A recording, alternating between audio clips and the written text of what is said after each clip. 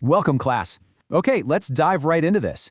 Today, we're tackling a topic that literally trips up almost every English learner at some point, but I promise you, by the end of this explainer, it's going to make complete sense. We're demystifying English conditional sentences.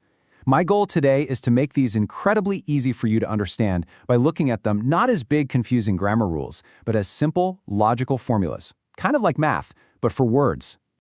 Here's our roadmap for today's lesson. First, the anatomy of conditionals. Second, real conditionals. Third, unreal conditionals. Fourth, a conditional rules reference. And fifth, an interactive practice quiz. Section 1. Anatomy of conditionals. The two halves. Let's establish the absolute basics of what makes up a conditional sentence before we even look at the tenses. Think of a conditional sentence as a giant scale with two distinct halves. On the left side, we have the if clause. This is the condition. It's the setup.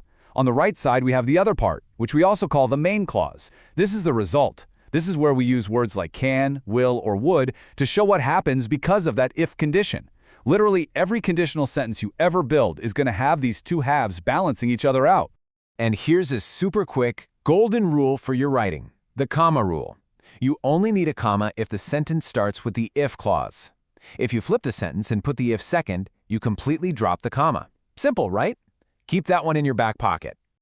Moving on to Section 2, Real Conditionals, 0 and first. Let's explore the real-world conditionals. These are the sentences we use for things that actually happen or are very likely to happen. The zero conditional is all about general truths. It's our go-to structure for scientific facts, rules, and things that are just generally always true. Notice the formula here. If plus the present simple tense equals a result that is also in the present simple tense. Let's look at a concrete example. If you heat the water to 100 degrees, it boils. Or in Urdu, अगर आप पानी को 100 degree तक गर्म करते हैं, तो ये उबलने लगता है. Notice how both sides of the sentence are locked perfectly into the present tense. It shows a direct, guaranteed result. Every single time you do the condition, the result happens. Stepping up our grammatical ladder, we reach the first conditional. We use this for present or future possibilities. The formula shifts slightly. The if clause stays in the present simple, but our main clause jumps forward into the future simple, using words like will, can, or may. For example, if you study hard, you will pass the test. In Urdu, अगर आप खूब पढ़ाई करेंगे, तो आप test pass कर लेंगे. Here, the condition of studying is grounded in your present actions, but the main clause looks forward to a highly likely, logical future result using will. It's not a scientific guarantee like the zero conditional, but it is for sure a very strong possibility.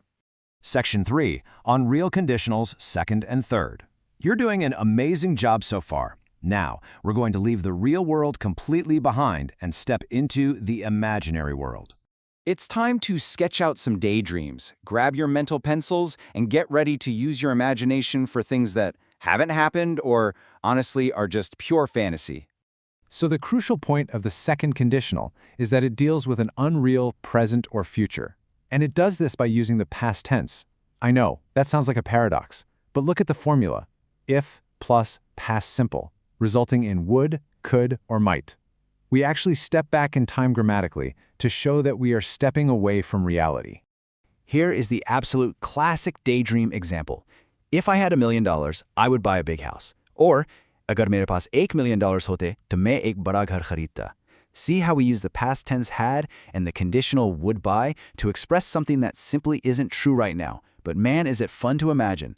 You don't actually have the money, so you use the second conditional. Finally, we reach the top of the ladder. The third conditional is our heaviest, most complex formula. We use this strictly for the unreal past, things that did not happen. Because we can't change the past, this structure is almost always used to express criticism or deep regret. The formula is if plus past perfect, resulting in would have, could have, or might have, plus a past participle. Listen to the regret in this sentence. If I had studied harder, I would have passed the exam. In Urdu, अगर मैं ज़्यादा मेहनत से पढ़ता, तो मैं exam pass कर लेता. The harsh reality here is that the student failed. They didn't study hard enough in the past. So we use this complex double pass structure to look backward and imagine changing history. Section 4. Conditional Rules Reference. I know that was a whole lot of grammar all at once, so let's put it all together into a simple reference guide. I highly recommend you grab a screenshot of this table right here. It brilliantly summarizes the patterns. Look closely at how the verb tenses shift backward as the situations become more imaginary. You go from present simple in the real conditionals, back to past simple in the unreal second conditional, and all the way back to past perfect for the impossible third conditional. It is a beautifully logical system once you see it laid out like this. Section 5. Interactive Practice Quiz. Okay, class, it is time to put your brand new knowledge to the test. Let's do a quick pop quiz using exercises directly from our source workbook to see how well you've absorbed these formulas. Make a zero conditional sentence out of these cues. Jane, eat too much chocolate, she gets sick. How would you connect these raw words into a mathematically perfect zero conditional sentence representing a general truth about Jane's digestion? Think about the formula, present simple on both sides. Spot on. The answer is, if Jane eats too much chocolate, she gets sick. We use the present simple, eats and gets, for both halves of our scale because it's a guaranteed scientific fact of her biology.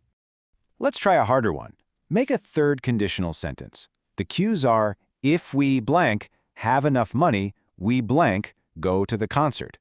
Remember your cheat sheet. This is an unreal past situation. They didn't actually go to the concert because their pockets were empty. How do we change history?